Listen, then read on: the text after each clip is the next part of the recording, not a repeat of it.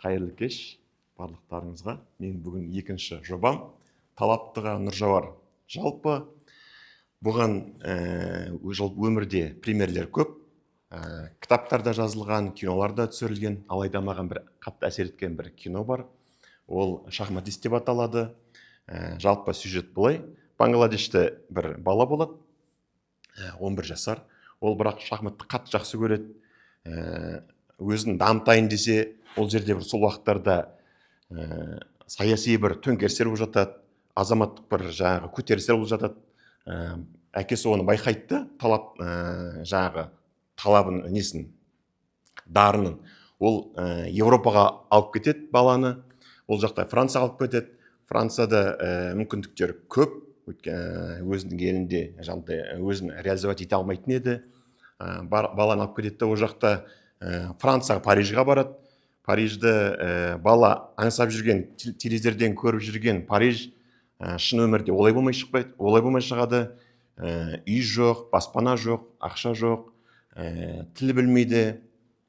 Соның бәрі кері әсер етеді. Алайда мақсат қойған бала оның кедергінің барлығын ұмытады, тек қана жаңағы шахматтар үйірмесіне барып, өзін сол жақта көрсете алады, неше түрлі жарыстарға қатысады, өзін көрсетті. Одан кейін Франция чемпионатына қатысып, ол жақта чемпион болып, содан кейін өзін депортация жасайтын әкесіне жаңағы жоғары жақтан рұқсат беріп, бүкіл семьясын жаңағы Бангладештен Францияға көшіріп алады.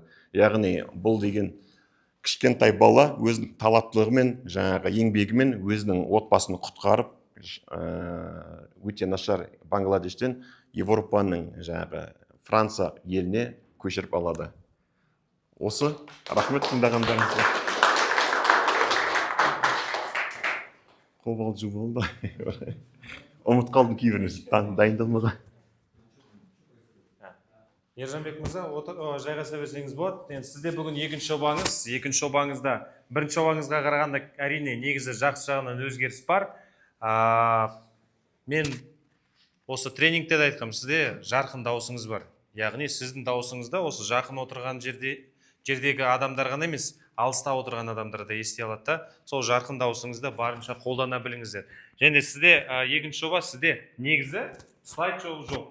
Бірақ сіз негізі артқа осы слайд-шоуға көп қарадыңыз. Негізі керісінше слайд-шоу болған күннің өзінде де негізі сізді слайд-шоу емес, керісінше болу керек та, слайд-шоу сіздің негізді жобаңызда толықтыру керек, керісінше емес.